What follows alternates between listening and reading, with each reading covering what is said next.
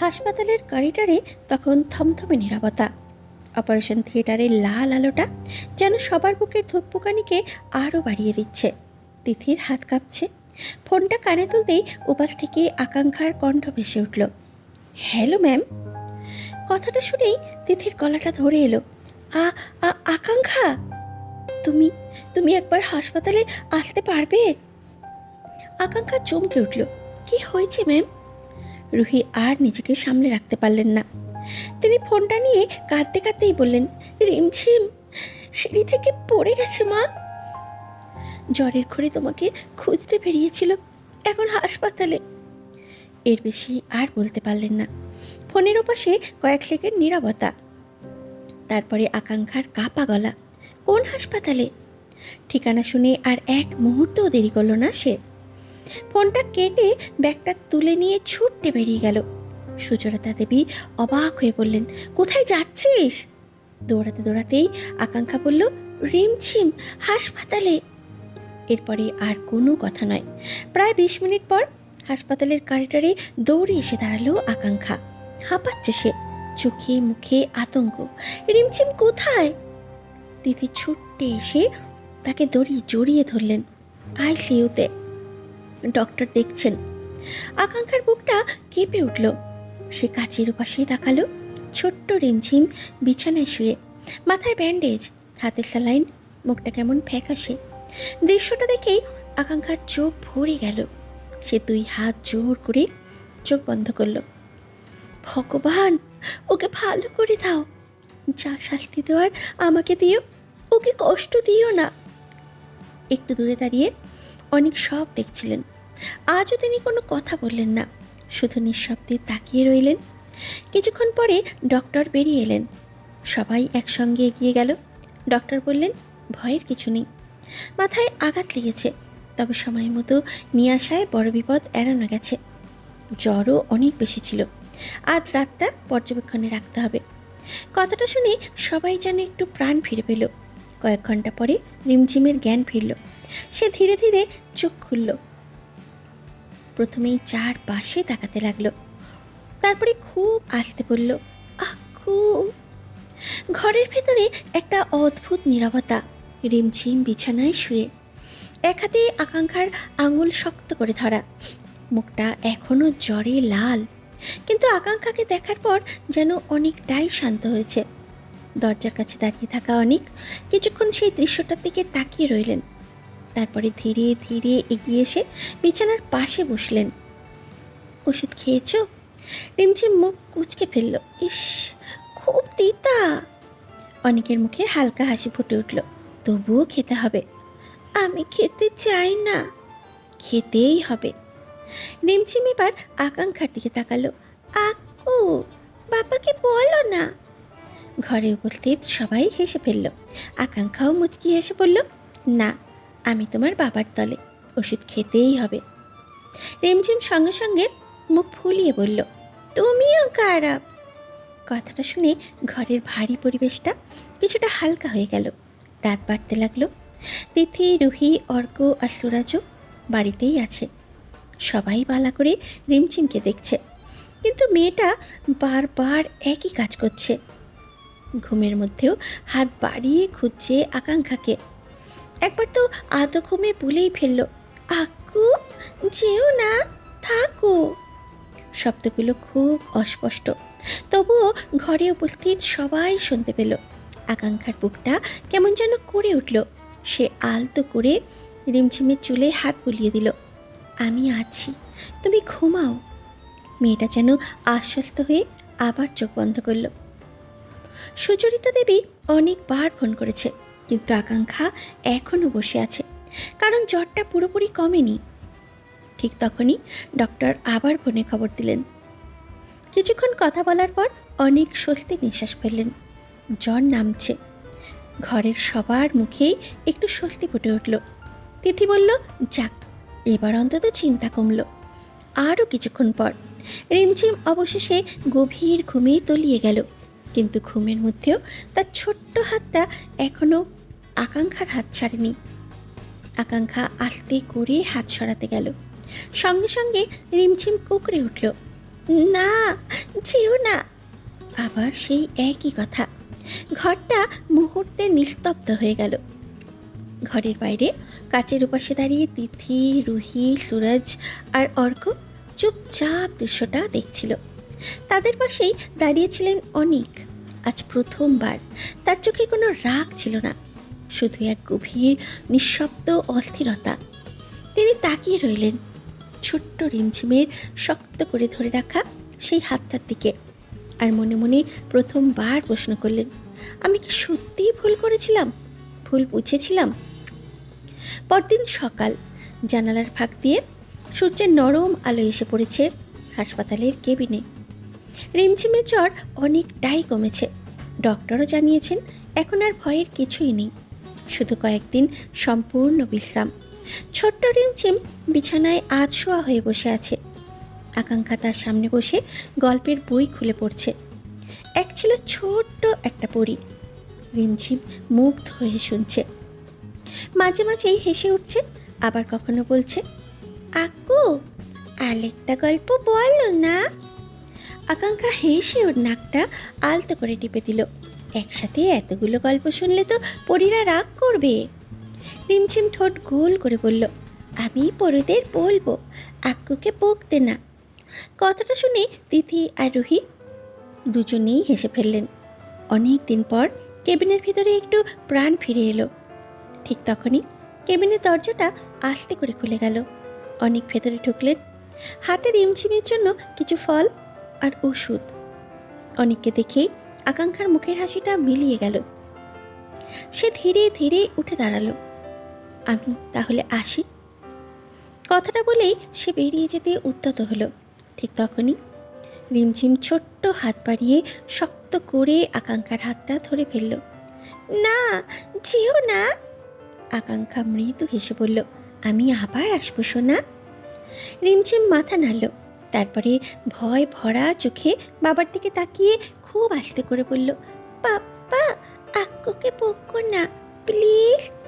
আমি আর কোনো দিন বলবো না আক্কু আমার মা হবে।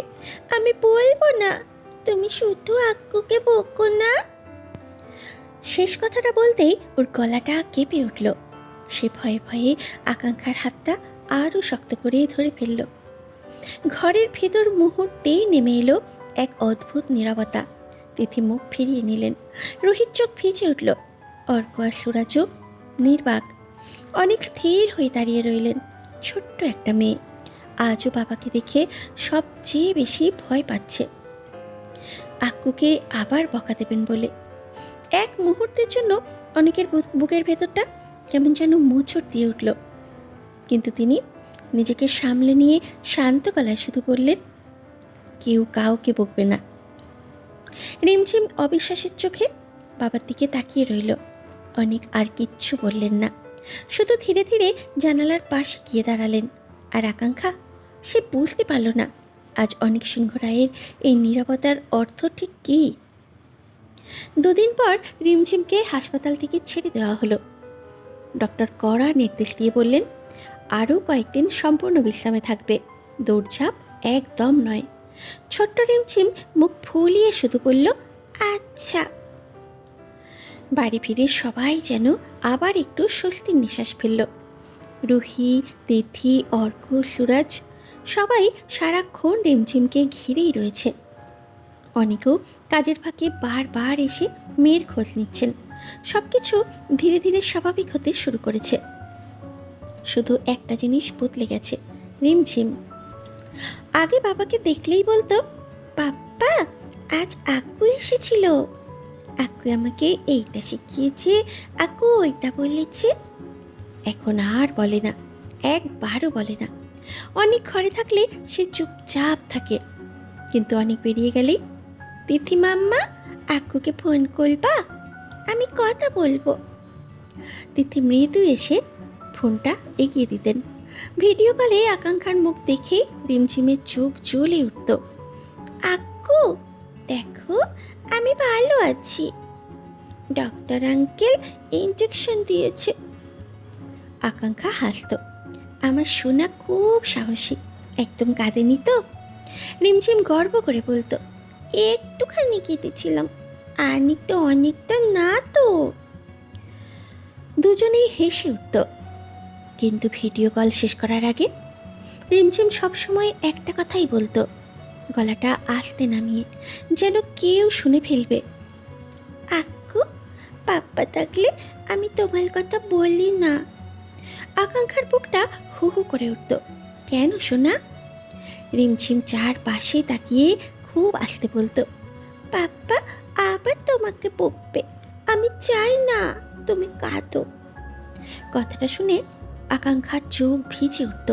সে শুধু বলতো, না সোনা, পাপ্পা তোমাকে খুব ভালোবাসে, পাপ্পার কথা শুনবে। রিমঝিম মাথা নাড়ত, কিন্তু তার ছোট্ট মনটা যেন এখনো ভয় কাটিয়ে উঠতে পারেনি। কয়েকদিন পর রিমঝিম জেদ ধরল, আমি কলেজে যাব। তিথি হেসে বললেন, এখনই? সবাইকে দেখব। শেষ পর্যন্ত সবাই রাজি হয়ে গেল। সেদিন দুপুরে বিশ্ববিদ্যালয়ের ক্যাম্পাসে যেন ছোট্ট উৎসব। রিমঝিমকে দেখে সবাই আদর করছে, ছাত্রছাত্রীরাও হাসি মুখে কথা বলছে। আকাঙ্ক্ষা একটু দৌড়ে দাঁড়িয়েছিল। রিমঝিম তাকে দেখেই খুশিতে দৌড়ে যেতে চাইল। তিথি তাড়াতাড়ি বললেন, আসতে মামুনি। ছোট্ট মেয়েটা গুটি গুটি পায়ে গিয়ে আকাঙ্ক্ষার হাত ধরে ফেলল। আক্কু, আমি এসেছি। আকাঙ্ক্ষা হেসে ওকে কোলে তুলে নিল। আমার সোনা তো একদম ভালো হয়ে গেছে। দুজনের হাসি দেখে তিথি, রুহি, অর্ক আর সুরাজও মুচকি হেসে উঠলেন। ঠিক সেই সময় করিডোরের অন্য প্রান্ত থেকে অনেক হেঁটে আসতে লাগলেন। রিমঝিমের চোখ সেদিকে পড়তেই তার মুখের হাসিটা মিলিয়ে গেল। সে তাড়াতাড়ি আকাঙ্ক্ষার কানের কাছে মুখ নিয়ে খুব আস্তে বলল, আক্কু, আমি চাই পাপ্পা দেখলে আবার তোমাকে বকবে, আমি চাই না। কথাটা শেষ করেই সে তাড়াতাড়ি আকাঙ্ক্ষার কোল থেকে নেমে দৌড়ে গিয়ে রুহির পাশে দাঁড়ালো। আকাঙ্ক্ষা স্তব্ধ হয়ে দাঁড়িয়ে রইল। আর মাত্র কয়েক হাত দূরে দাঁড়িয়ে থাকা অনিক সিংহ রায় পুরো কথাটাই শুনে ফেললেন। মুহূর্তের মধ্যে তার মুখের রং বদলে গেল। তিনি বুঝলেন, শুধু আকাঙ্ক্ষার মনেই নয়, নিজের ছোট্ট মেয়ের মনেও তিনি একটা ভয় বসিয়ে দিয়েছেন। আর সেই উপলব্ধিটাই জীবনে প্রথমবার তার বুকের ভেতরে এক অদ্ভুত অপরাধবোধের জন্ম দিল। সন্ধ্যার নরম আলোয় বাড়ির বাগানটা আজ যেন একটু বেশি শান্ত। দূরে রিমঝিম খেলছে, আর এদিকে অনেকের সামনে বসে আছে তার সবচেয়ে কাছের চারজন মানুষ, অর্ক, সুরাজ, তিথি, রুহি। কেউ কিছুক্ষণ কোনো কথা বলল না। শেষ পর্যন্ত অর্কই নীরবতা ভাঙল। আর কতদিন? অনেক ভ্রু কুঁচকে তাকালো। মানে, এভাবে নিজেকে শাস্তি দিবি আর কতদিন? অনেক হালকা হেসে বলল, আমি নিজেকে শাস্তি দিচ্ছি না। সুরাজ এবার শান্ত গলায় বলল, তাহলে বাঁচছিস? প্রশ্নটা শুনে অনেক চুপ করে গেল, কারণ উত্তরটা তার কাছেও জানা নেই। রুহি ধীরে বলল, আমরা কেউ নন্দিনীকে ভুলে যাইনি অনেক, আজও পারিনি, কিন্তু তাই বলে জীবন থেমে থাকে না। তিথির চোখ দুটো ভিজে উঠল। নন্দিনী থাকলে কি চাইতো জানিস? তুই সারা জীবন একা থাকিস। অনেক মুখ ফিরিয়ে নিল। এই কথাগুলো সে শুনতে চায় না, কারণ প্রতিটা কথাই তার বুকের গভীরে কোথাও গিয়ে আঘাত করছে। সুরাজ ধীরে ধীরে বলল, আকাঙ্ক্ষার কথা বলছি না, প্রথমে শুধু রিমঝিমের কথা ভাব। ও বড় হচ্ছে, ওরও একটা পরিবার পাওয়ার অধিকার আছে। শুধু একজন বাবা নয়, একটা পূর্ণ পরিবার। অনেক দীর্ঘশ্বাস ফেলল। আমি কি ওকে কোনো কিছুর অভাব রেখেছি? অর্ক সঙ্গে সঙ্গে বলল, না, একটুও না। কিন্তু কিছু সম্পর্কের জায়গা অন্য কিছু দিয়ে পূরণ করা যায় না। কথাটা শুনে অনেক মাথা নিচু করল। তার চোখের সামনে ভেসে উঠল ছোট্ট রিমঝিমের মুখ। আমি মাম্মা চাই। সেদিনের কথাটা এখনো কানে বাজছে। আর আজকের কথাগুলো, আমি আক্কুকে খুব ভালোবাসি। বুকের ভেতরটা হঠাৎ ভারী হয়ে উঠল। অনেকক্ষণ চুপ থেকে সে ধীরে ধীরে বলল, তোরা জানিস না আমি কেন ভয় পাই। চারজনেই চুপ করে শুনছে। অনেকের গলাটা কেমন যেন ভারী হয়ে এসেছে। একবার একবার নিজের চোখে সব হারিয়েছি, রাজকে হারিয়েছি, নন্দিনীকে হারিয়েছি। তারপরে প্রতিটা রাত শুধু একটা ভয় নিয়ে কাটিয়েছি, যদি রিমঝিমেরও কিছু হয়, যদি আবার কাউকে হারাই। তিথির চোখ বেয়ে জল গড়িয়ে পড়ল। অর্ক ধীরে বলল, তাই বলে কি বাঁচা বন্ধ করে দিবি, ভালোবাসা বন্ধ করে দিবি? অনেক কোনো উত্তর দিল না, কারণ তার কাছে সত্যিই কোনো উত্তর নেই। ঠিক তখনই দূর থেকে একটা চিৎকার শোনা গেল, পাপ্পা! সবাই একসাথে তাকালো। রিমঝিম দৌড়ে আসছে, হাতে একটা ছোট্ট ফুল। এসে সোজা অনেকের কোলে উঠে বসলো। দেখো, তোমার জন্য এনেছি। অনেক অবাক হয়ে ফুলটা নিল। আমার জন্য? কাল তুমি স্যাড ছিলে। কথাটা শুনে সবাই থমকে গেল, অনিকও। আমি স্যাড ছিলাম? তাই তো ফুল দিলাম, তাহলে হ্যাপি হয়ে যাবে। ছোট্ট মুখটা ভরা নিষ্পাপ হাসি, আর সেই হাসির দিকে তাকিয়ে থাকতে হঠাৎ অনেকের মনে হলো হয়তো সত্যি সে অনেক দিন ধরে শুধু অতীতকে আঁকড়ে ধরে বেঁচে আছে, আর বর্তমানটা ধীরে ধীরে তার সামনে দাঁড়িয়ে অপেক্ষা করছে। সেই বর্তমানের নাম রিমঝিম, আর হয়তো আরও একজন, যার কথা ভাবলেই আজকাল অকারণে মনটা থমকে যায়। রাত অনেক হয়েছে, রিমঝিম ঘুমিয়ে পড়েছে। ছোট্ট হাতটা বালিশের উপরে ছড়িয়ে আছে, মুখে শান্ত একটা হাসি। দরজার কাছে দাঁড়িয়ে অনেকক্ষণ মেয়ের দিকে তাকিয়ে রইল অনেক। আজ সন্ধ্যার বন্ধুদের কথাগুলো বারবার মাথার ভেতরে ঘুরছে, আর সবচেয়ে বেশি বাজছে রিমঝিমের সেই কথাটা, তুমি ছ্যাদ ছিলে। একটা 4 বছরের বাচ্চা তার মনের মেঘ ধরে ফেলেছে, আর সে এতদিন নিজেকে লুকিয়ে রাখার মিথ্যে চেষ্টা করছিল। বুকের ভেতরটা এক অদ্ভুত অপরাধবোধে ভারী হয়ে উঠল অনিক সিংহ রায়ের।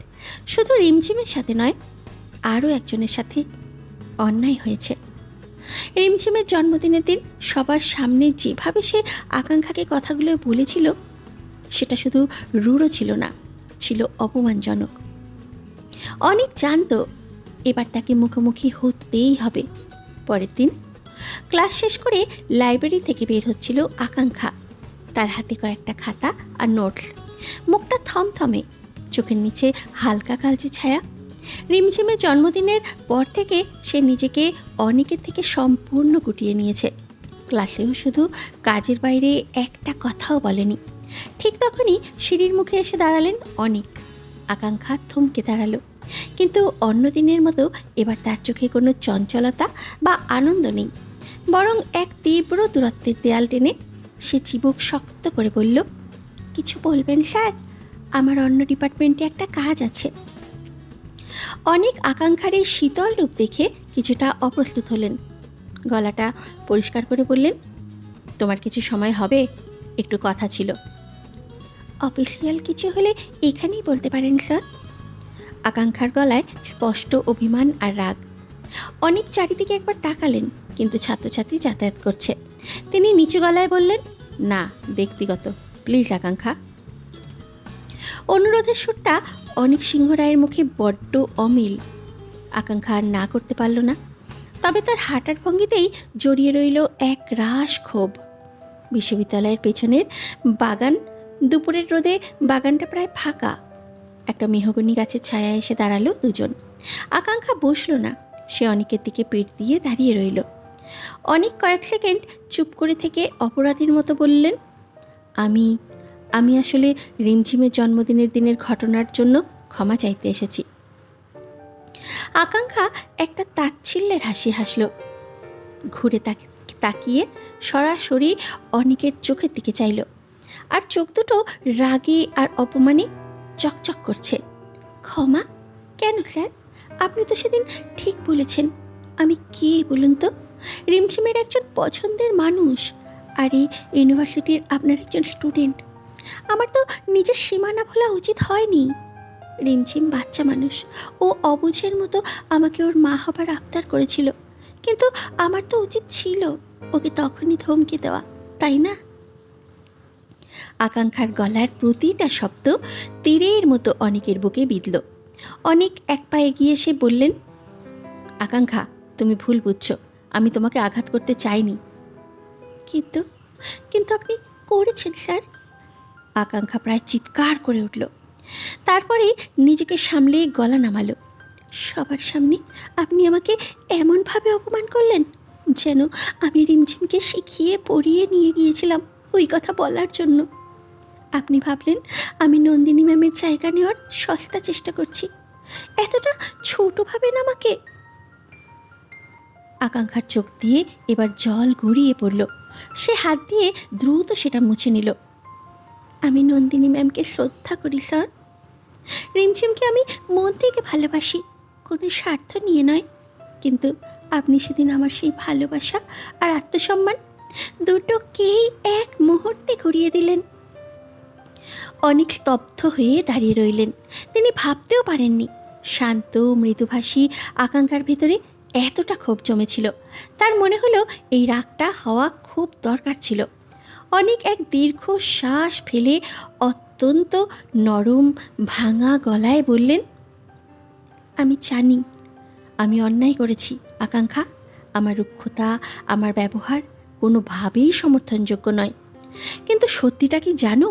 সেদিন আমি তোমার উপরে রাগ করিনি, আমি ভয় পেয়েছিলাম। আকাঙ্ক্ষা চোখের জলে ভিজা দৃষ্টিতে তাকালো। তার রাগটা যেন একটু স্তিমিত হলো অনেকের গলার স্বরে। ভয়? হ্যাঁ ভয়। অনেক মেহগনি গাছের গুঁড়িতে হাত রাখলেন। আমি একটা অভিশপ্ত অতীত নিয়ে বেড়াচ্ছি।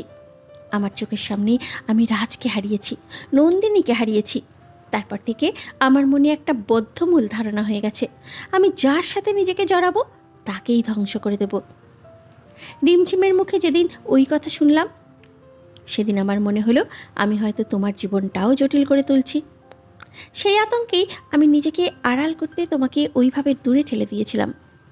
অপরাধ আমার অতীত আর আমার ভীরুতার, তোমার ভালোবাসার নয়। বাগানটায় তখন শুধু পাতার মর্মর শব্দ। আকাঙ্ক্ষা চুপ করে রইল। তার ভেতরের রাগটা অনেকের এই অসহায় স্বীকারোক্তির সামনে আস্তে আস্তে গলতে শুরু করলো। অনেকে বা সরাসরি আকাঙ্ক্ষার চোখের দিকে তাকালেন। সেই চোখে এখন আর কোনো শিক্ষকের কর্তৃত্ব নেই, আছে একজন একা ক্লান্ত মানুষের আকুতি। আপনি আমার জীবনের অনেকটা সত্যি জানেন, হয়তো বাকিদের চেয়ে বেশি। আকাঙ্ক্ষা চুপচাপ শুনছে। আমি কখনো নতুন করে জীবন শুরু করার কথা ভাবিনি, চেষ্টা করিনি, করতে চাইও নি। কথাগুলো বলতে বলতে তার চোখে যেন এতগুলো বছরের ক্লান্তি ফুটে উঠল। কারণ আমার মনে হতো আমি যাদের ভালোবাসি তাদের হারিয়ে ফেলি। আকাঙ্ক্ষার বুকটা কেঁপে উঠল। এই প্রথম অনেক নিজের মনের ভেতরের কথা কাউকে বলছেন। কিন্তু এখন একটা জিনিস বুঝতে পারছি, আমার সিদ্ধান্ত শুধু আমার জীবনের উপরে প্রভাব ফেলে না, রিমঝিমের জীবনেও ফেলে। অনেকক্ষণ নীরবতা, তারপরে অনেক সরাসরি আকাঙ্ক্ষার দিকে তাকালেন। আমি জানি না ভবিষ্যৎ কি, আমি জানি না আমি কতটা ভালো মানুষ, কিন্তু একটা প্রশ্ন করতে চাই। আকাঙ্ক্ষার নিঃশ্বাস যেন থেমে গেল। অনেক শান্ত গলায় বললেন, আমার অতীত জানার পরেও, আমার জীবনের সব জটিলতা জানার পরেও তুমি কি এখনও এই পথটার অংশ হতে চাইবে? চারপাশটা হঠাৎ নিস্তব্ধ হয়ে গেল। আকাঙ্ক্ষার চোখ ভিজে উঠল। এতদিন ধরে যে মানুষটাকে দূর থেকে ভালোবেসেছে, আজ তিনি প্রথমবার নিজের মনের দরজাটা একটু খুলেছেন। অনেকক্ষণ চুপ থেকে সে ধীরে বলল, আমি কখনো আপনার অতীতের সাথে প্রতিযোগিতা করতে চাইনি স্যার। নন্দিনী ম্যাম আপনার জীবনের একটা সুন্দর অধ্যায়, সেটা আমি জানি। তার গলাটা কেঁপে উঠল। আমি শুধু আপনার বর্তমান আর ভবিষ্যতের পাশে থাকতে চাই, আর রিমঝিমেরও। কথাগুলো শুনে অনেক চুপ করে রইলেন। কিন্তু বহুদিন পর তার বুকের ভেতরে জমে থাকা বরফটা যেন একটু একটু করে গলতে শুরু করলো।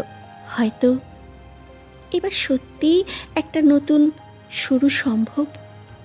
তিনি ধীরে ধীরে বললেন, আর একটা কথা আছে, হয়তো সবচেয়ে গুরুত্বপূর্ণ কথা।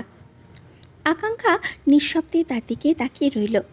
অনেকের চোখে তখন 8 বছরের ক্লান্তি, 8 বছরের অপেক্ষা, 8 বছরের না বলা স্মৃতি। আমি নন্দিনীকে ভুলে যাইনি। কথাটা শুনে আকাঙ্ক্ষার বুকটা মোচড় দিয়ে উঠল। অনেক শান্ত গলায় বললেন, হয়তো কোনোদিন ভুলতেও পারবো না। আমার জীবনে ওর যে জায়গাটা আছে সেটা আমি কাউকে দিতে পারবো না। বাতাসটা যেন আরও ভারী হয়ে উঠল। অনেক মাথা নিচু করলেন, তাই জানতে চাই, এসব জানার পরও তুমি কি নিঃস্বার্থভাবে রিমঝিমের মা হতে পারবে? তার গলাটা কেঁপে উঠল, কোনো প্রত্যাশা ছাড়া, কোনো অভিযোগ ছাড়া। চারপাশটা নিঃশব্দ হয়ে গেল। আকাঙ্ক্ষার চোখ ভিজে উঠল, কিন্তু আশ্চর্যের বিষয়, তার ভিতরে কোনো কষ্ট নেই, কোনো অভিমান নেই। সে জানে নন্দিনীকে হারিয়ে যে মানুষটা আজও তাকে এতটা সম্মান করে, যে মানুষটা ভালোবাসার মর্যাদা দিতে জানে। ধীরে ধীরে তার ঠোঁটে এক টুকরো শান্ত হাসি ফুটে উঠল। মনে মনে সে বলল, সব ভালোবাসার পরিণতি পাওয়া নয়, কিছু কিছু ভালোবাসার পরিণতি আগলে রাখা। কিছু শূন্যতা কোনো দিন পূরণ হয় না, তবুও সেই অপূর্ণতার মাঝেই কোনো পূর্ণতা নতুন করে জন্ম নেয়। হয়তো নন্দিনীর জায়গা আমি কোনো দিন নিতে পারবো না, কারণ কিছু মানুষ হারিয়ে গিয়েও চিরকাল থেকে যায়। কিন্তু রিমঝিমের মা হয়ে, আপনার জীবনের সঙ্গী হয়ে, আপনাদের অসম্পূর্ণ গল্পটার একটা সুন্দর শেষ অধ্যায় হতে পারি। তার চোখের কোণ বেয়ে এক ফোঁটা জল গড়িয়ে পড়ল। সে ধীরে ধীরে মাথা তুলল আর দৃঢ় কণ্ঠে বলল, হ্যাঁ স্যার, আমি পারবো। কারণ আমি কখনো নন্দিনী ম্যামের জায়গা নিতে চাইনি। আমি শুধু রিমঝিমের মুখের হাসিটা ধরে রাখতে চাই, আর আপনার জীবনের পাশে হাঁটতে চাই।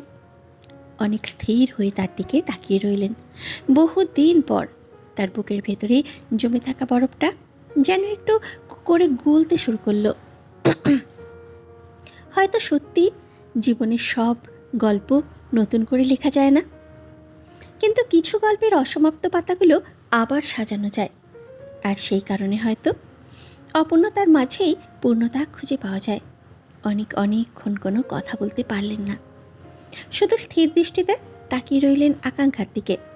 জীবনে প্রথমবার কোনো মানুষ তার সামনে দাঁড়িয়ে নন্দিনীর সঙ্গে নিজের তুলনা করল না, নন্দিনীর জায়গা চাইল না, বরং নন্দিনীর স্মৃতিকেই সম্মান করে তার পাশে দাঁড়ানোর কথা বলল।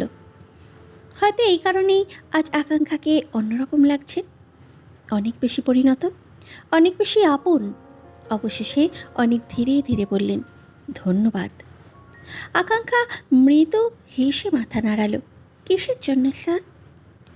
আমার অতীতকে সম্মান করার জন্য। আকাঙ্ক্ষার চোখ আবার ভিজে উঠল। সে জানে না এটা ভালোবাসার আনন্দ নাকি এতদিনের অপেক্ষার শান্তি। সেদিন সন্ধ্যায় বাড়িতে ড্রয়িং রুমে বসে আছে অর্ক, সুরাজ, তিথি আর রুহি। চারজনের মুখেই কৌতূহল, কারণ দুপুরে অনেক আকাঙ্ক্ষার সাথে দেখা করতে গিয়েছিল। সুরাজ আর অপেক্ষা করতে না পেরে বলল, এবার বলবি নাকি সাসপেন্সেই মেরে ফেলবি? অনেক সোফায় বসে মৃদু হেসে বললেন, বহুদিন পরে তোর মুখে, বহুদিন পর তার মুখে এমন শান্ত হাসি দেখা গেল। তিথির বুকটা হঠাৎ ভরে উঠল, কারণ এই হাসিটা সে বহু বছর দেখেনি। অনেক ধীরে ধীরে বললেন, আমি সিদ্ধান্ত নিয়েছি। চারজন একসাথে সোজা হয়ে বসল। কী সিদ্ধান্ত? অনেক কিছুক্ষণ চুপ থেকে বললেন, আমি চেষ্টা করতে চাই। এক মুহূর্তের জন্য পুরো ঘরটা নিস্তব্ধ হয়ে গেল। তারপর রুহির চোখ ভিজে উঠল। তিথি মুখে হাত চাপা দিল। সুরাজ উঠে দাঁড়িয়ে বলল, অবশেষে। অর্ক হেসে বলল, 4 বছর লাগালো বেটা। ঘর জুড়ে হাসির রোল উঠল। অনেকেও হেসে ফেললেন। সেই হাসির মধ্যে কোথাও যেন দীর্ঘ 8 বছরের ক্লান্তি ধুয়ে যাচ্ছিল। ঠিক তখনই সিঁড়ি বেয়ে ধূপ ধাপ করে দৌড়ে নেমে এলো 4 বছরের ছোট্ট রিমঝিম। তার পরনে একটা ফ্রক, মাথায় দুটো ঝুঁটি দুলছে। ড্রয়িং রুমের সবাইকে হাসতে দেখে সে এক ছুটে এসে অনেকের কোল ঘেঁষে দাঁড়ালো। কি হয়েছে বাপ্পা, তোমরা সবাই হাঁটতো কেন?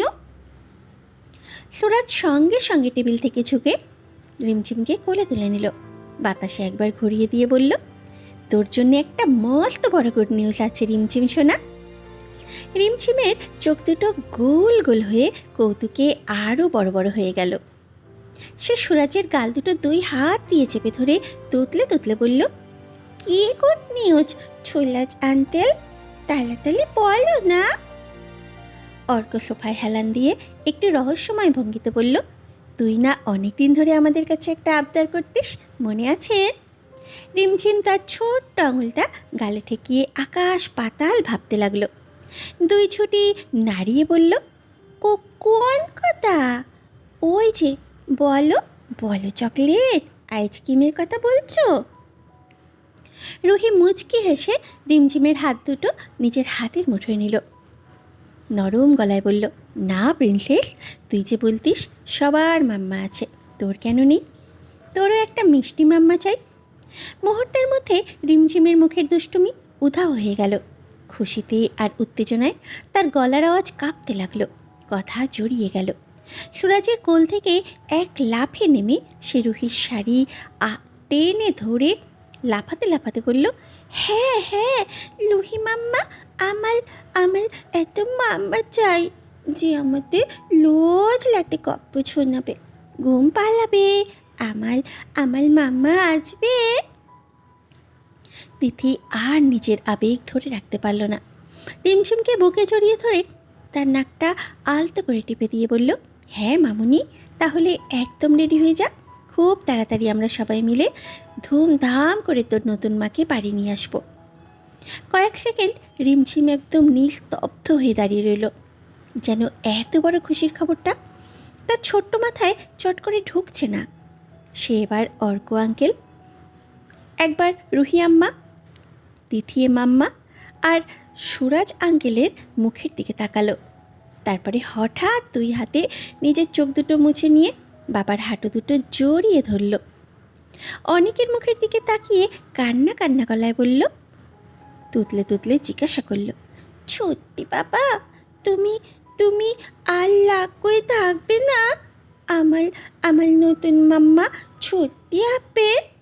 তুমি মিথ্যে বলছো না তো বাবা? অনেকের নিজের চোখ দুটো তখন ভিজে এসেছে। সে মেঝেতে হাঁটু গেড়ে বসে পরম স্নেহে মেয়ের কপালে একটা চুমু খেলো, আলতো করে মাথা নাড়ল। বাবার মুখের সেই এক টুকরো শান্ত হাসি আর সম্মতির ইশারাটুকুই যথেষ্ট ছিল। রিমঝিম আনন্দের চোটে ড্রয়িং রুম জুড়ে গোল গোল হয়ে ঘুরতে আর লাফালাফি করতে শুরু করে দিল।